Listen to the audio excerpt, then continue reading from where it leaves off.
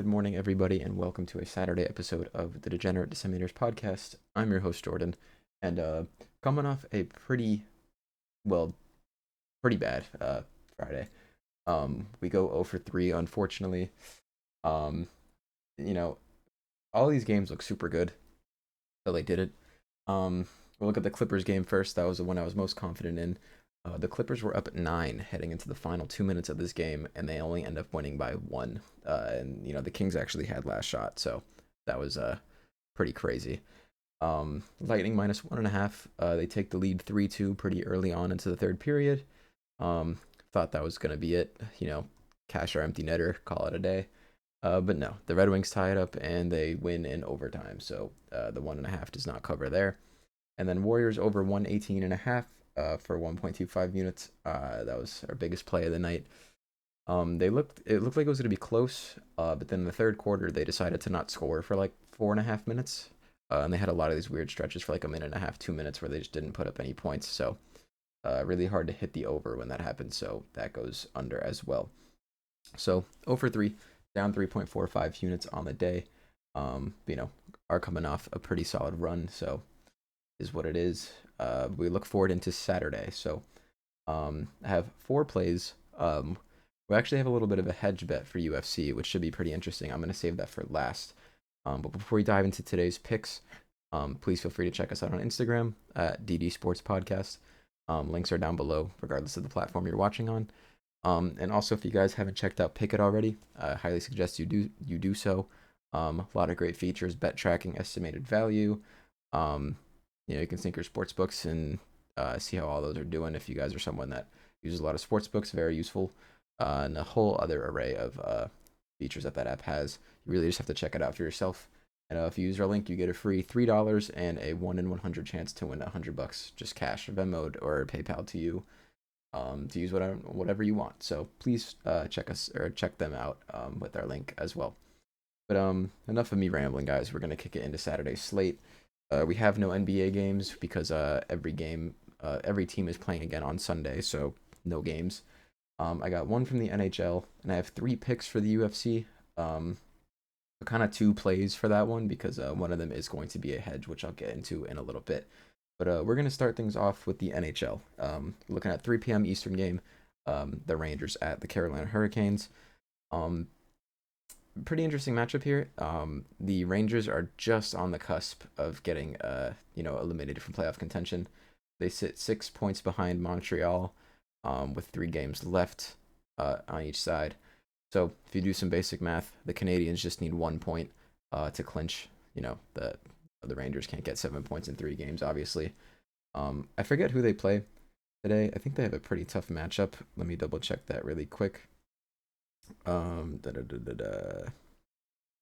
they're playing the Maple Leafs, so could be a tough game for them. However, the Canadiens do play the Blackhawks on Monday at home. So not only do I think they're going to get that point to clinch, I think they're going to win that game and just really solidify themselves in there. So kind of really depends on what New York is playing for here. In terms of the Hurricanes, though, they've been great at home. 38-1, I believe, on the year. They've won 16 out of the last 20 games at home, which is absolutely insane. And the Rangers haven't been too hot on the road. They haven't really been hot anywhere this season, if I'm being honest. They have a losing record at home, funnily enough. They're slightly better on the road, but they just sit above 50%, win percentage. So I like the Hurricanes here. I was contemplating the minus 1.5, but like I said, this is Daniel told me that the Rangers kind of turn up in situations where it doesn't matter. So the 1.5 did kind of scare me a little bit. So I decided to look at the 3-way money line. Regulation only, no ties. And the Hurricanes are at minus 120. Not too bad of juice there, so I don't mind paying it. So we're gonna take the Hurricanes at home, where they've been great all season. I think they look to kind of experiment, playoff mode here against a Rangers team that's been struggling, the majority of the season. And so give me Hurricanes money line in regulation, no OT, no ties, for 1.2 units. This is weird. We're heading right into UFC, guys. There's no NBA tomorrow. This, I feel out of place right now. huge card, a lot of good fights. I might honestly add stuff. Who knows? I might see how this Hurricanes game goes, and roll that money into UFC. But as of right now, I have three picks. We're gonna look at the co-main event first. Michael Chandler versus Paddy Pimblett. I do just want to look up. I like 99% sure this fight is 5 rounds. Give me 1 second. It's Chandler versus Pimblett. Um, yes, it is going to be 5 rounds. Okay, just wanted to confirm that before I put anything out there. So this is a pretty interesting matchup from my perspective. I've talked a lot of shit about both these guys. I'm not gonna lie. I don't really like Michael Chandler that much. Don't get me wrong. Yes, very entertaining. Um, I don't know why we're still treating him like a contender. He's 2-4 in the UFC. Don't get me wrong. He's faced a lot of good guys, but his fight IQ is just so bad, and he keeps running his mouth. Like I said, he's entertaining. I'm not taking that away from him, and I think he does have the potential to be really good in the UFC. But he decides to not use his brain when he's fighting sometimes, and he's a little dirty. I'm not gonna lie. So, the same thing can be said about, or not the exact same thing, but I also wasn't the biggest fan of Paddy Pimblett, especially after that Jared Gordon fight. Um, he beat Tony Ferguson, and I was like, okay, he looked a little better here. And then when he was going into that fight against Bobby Green, Bobby Green was having a nice little run for himself, and I was like, you know what, if Paddy beats him impressively, I will stop talking shit about him. And he went out there and did that. So, yeah, gained some respect back for Paddy Pimblett, but I do have some things to say about both of these fighters, obviously. But in terms of this matchup, this is very interesting. Um, I really do think that either fighter could win. I'm not gonna lie, but I am leaning towards Michael Chandler a little bit.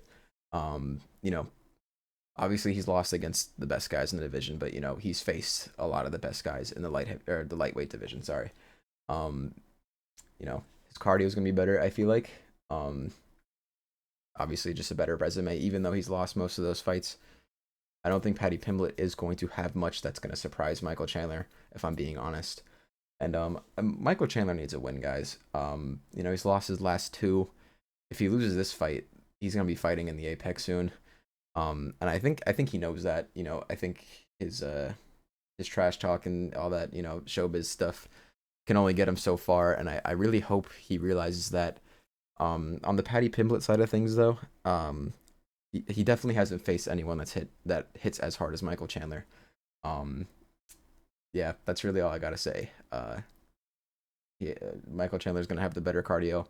If this is a 3 round fight, I would honestly, I don't even know what I would do if this is a 3 round fight, but I do like this being 5 rounds. I think it does favor Michael Chandler. We have seen Paddy Pimblett's gas tank, kind of diminish in the later rounds of some of his earlier fights.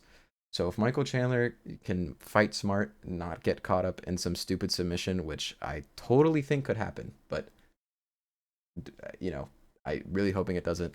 If he can make it, into the championship rounds, I truly do think he can put Paddy Pimblett out. Um, if Chandler catches him early and rocks him really bad, I think Michael Chandler wins this fight. But yeah, it really boils down to Michael Chandler fighting smart. I mean, both fighters do, but Michael Chandler looks to be in incredible shape. I've been seeing a lot of stuff of him heading into this fight week. Looks great, typically does. But yeah, I think we see Paddy Pimblett get a chin tested once again. He does get hit a lot, and I don't think he's gonna pass this one, unfortunately. And Michael Chandler is plus 115 on Hard Rock. I'm seeing him as high as like plus 130 on other books. So if you can get at that line, I highly suggest you do. But yeah, I think Michael Chandler just has the better chances at winning, given this is a 5 round fight. And I hope he catches Paddy early. So for the first pick on this UFC card, I'm going Michael Chandler money line for 1 unit, as it is plus 115. To wrap things up, we are going to look at the main event. This is a tough one. Volkanovski is one of my favorite fighters of all time. I'm sure the same thing can be said for a lot of people. Really do want to see a vintage Volk performance here and reclaim his belt now that Ilya's gone. But Diego Lopez has looked incredible. Obviously nowhere near the resume that Volk has. And you guys are gonna be like, oh, you just said resume for Michael Chandler. I feel like they're two very different scenarios. Honestly, Volk did get knocked out brutally back to back. And he is 36. He's getting up there in age. And yes, Michael Chandler is older. Yes, before you start commenting that, he hasn't been knocked out in the UFC. So they're in the last few years. On top of that, so actually no, I lied. He did. He got knocked out by Charles Oliveira. Take that back. But I do think his chin is a lot better. And that knockout wasn't really as brutal in my opinion. But yeah. So look at the Volk side of things here. Obviously a super high IQ fighter. Um, I do believe Lopez is 5 inches taller than him, but only has like a 1.5, 2 inch reach advantage. So nothing too crazy. Game plan for Volk here. Obviously we haven't seen it lately, unfortunately, but I think really just pick his moments. Volk excels when he gets in, can land off a couple of strikes, get back out, reassess, make reads, and really wear down his opponent for the whole fight. This is Diego Lopez's first 5 round UFC fight, if I'm not mistaken. So I do think Volk might have a cardio advantage here. It's kind of hard to say because we haven't seen Diego Lopez in a 5 round fight, and he has looked pretty solid in his 3 round fights as well. Especially in that Brian Ortega fight, that was a very high octane, high paced fight that he was able to keep up with for all 3 rounds. But yeah, I don't think Volk is going to be looking for a finish here, if I'm being honest. I honestly think it's in his best interest. He does not want to get caught in this weird clinch, dirty boxing exchange with Lopez. He doesn't want to get Sadiq Yusuf, like I think that was Sadiq Yusuf. But yeah, I think the game plan here is to manage his range, get in close when he needs to, rack up points, really play it safe because Diego Lopez definitely has knockout power, as we did see in that Brian Ortega fight.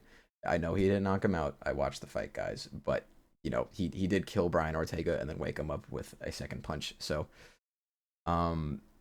yeah. If this fight does go the distance, I think Volk has the advantage and will more than likely win. With the UFC, it is always impossible to tell 100%. But if this fight does go 5 rounds, especially as we get deeper in this fight, I think Volk will get better. Especially, this is the longest, gap between fights that we've seen in a while. So I do think his conditioning is going to be top tier.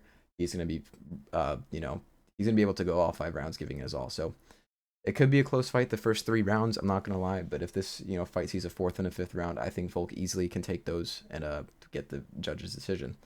So, like I said, this is going to be a hedge bet. So, for Volkanovski, like I said, if he wins, I think it's going to be a decision. So, for the first pick for this fight, I'm going Volkanovski by decision for 1.03 units, as it is at plus 200.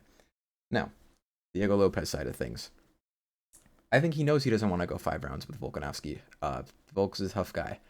And I think he knows that he does have the capability to knock Volk out. I'm not denying that. I don't think anyone should be denying that. It's a fact, okay? Another thing is that Diego Lopez does have a very good ground game, especially from the bottom. He also is he does have a very large frame for a featherweight fighter. So I don't really expect Volk to take him down, for point fighting. But if he does, I really do like Diego Lopez's chances to catch him in a submission. I just think Diego Lopez does have the capability to finish Volk on the feet or on the ground. So, yeah, with those things in mind, I do think if Diego Lopez wins this fight, it is going to be inside the distance via finish. So, I'm going to hedge this. Either fighter can win. It just kind of depends on how they win. Like I said, I think Volk by decision. If this fight goes the distance, Volk's going to win. This fight goes inside the distance, I think it goes to Lopez. So I'm kind of hedging it off that basis. So Lopez by finish is plus 210, I believe. So, we're going to put 1 unit flat on that. So we're putting 2.04 units out there between these two fighters. And if either of those things happen, really the only scenario that happens if Volk gets a finish. Really don't think that happens. I think, honestly, Diego Lopez getting a decision win is more likely. But let me just crunch the numbers here, guys. So if either of those things happen in this fight, it's guaranteed a 1.06 unit return. It might not be the smartest hedge because, I'm putting, 2.04 units just to win 1.06 back. But kind of just want to try something new with UFC, and this is a really tough fight to call, but it is a fight I am very excited for. So I do want to get some action out there, and like I said, I think these outcomes are very likely for each fighter. So that's what I'm rocking with. But that's gonna do it for us today. I might make some more fight plays official, like I said. Kind of gonna wait on that NHL game to finish up as it is very early at 3 p.m.